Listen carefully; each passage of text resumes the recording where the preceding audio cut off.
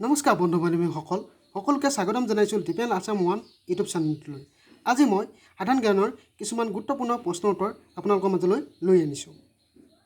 এই প্ৰশ্নসমূহ পূৰ্বৰ অসম চৰকাৰে পতা এক্সামসমূহত আহি গৈছে আৰু ভৱিষ্যতে 1 লাখ চাকৰি নিযুক্তি দিবলগীয়া এক্সামসমূহত অহাৰ খুব সম্ভাৱনা বেছি আছে। প্ৰশ্ন নং 1, কুতুব মিনাৰ ক'ত অৱস্থিত? ক উত্তৰ প্ৰদেশ, খ দিল্লী, গ মহাৰাষ্ট্ৰ, ঘ গোৱা। শুদ্ধ উত্তৰ খ দিল্লী। প্ৰশ্ন নং 2, ৰেভাছ কাপ কি খেলৰ লগত জড়িত?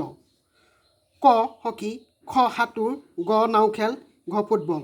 শুদ্ধ উত্তৰ ঘ ফুটবল। প্ৰশ্ন নং 3, সুন্দৰবন ৰাষ্ট্ৰীয় উদ্যান ক'ত অৱস্থিত? ক বিহাৰ, খ পশ্চিমবংগ, গ অসম, ঘ গোৱা। শুদ্ধ উত্তৰ খ পশ্চিমবংগ। প্ৰশ্ন নং 4, বিশ্ব বন দিৱস কোন তাৰিখে পালন কৰা হয়? ক 8 মাৰ্চ, খ 21 মাৰ্চ, গ 27 মাৰ্চ, ঘ 4 এপ্ৰিল। শুদ্ধ উত্তৰ খ 21 মাৰ্চ। প্ৰশ্ন নং 5, সৌৰজগতৰ আটাইতকৈ উত্তপ্ত গ্ৰহটো কি? ক বুধ, খ শনি, গ মংগল, ঘ শুক্ৰ। শুদ্ধ উত্তৰ ঘ শুক্ৰ। প্ৰশ্ন নং 6, প্ৰিণ্টিং প্ৰেছ কোনে উদ্ভাৱন কৰিছিল? ক ৰাইট ব্ৰাদাৰ্ছ, খ অট হান, গ গুটেনবাৰ্গ, ঘ গেলিলিও। শুদ্ধ উত্তৰ গ গুটেনবাৰ্গ। প্ৰশ্ন নং 7, মিছা কথা ধৰা পেলোৱা যন্ত্ৰটোৰ নাম কি?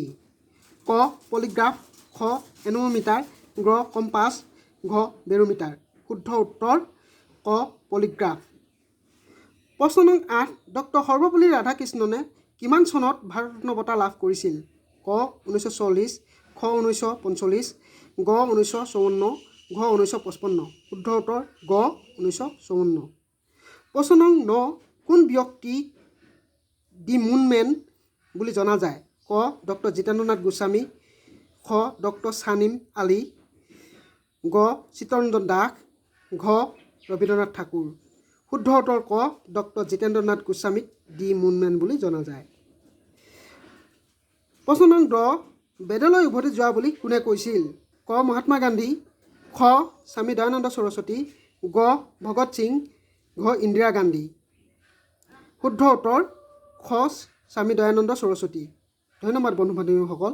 বন্ধু বান্ধৱীসকল, আপোনালোকে মোৰ এই চেনেলটো ছাবস্ক্ৰাইব কৰে যেন, লগতে বেল আইকনটো টিপি দিয়ে যেন মই ভিডিঅ' দিয়াৰ লগে লগে নটিফিকেশ্যন লাভ কৰে আৰু আপোনালোকৰ মৰম আৰু সঁহাৰি মোক দিয়ে যেন। ধন্যবাদ।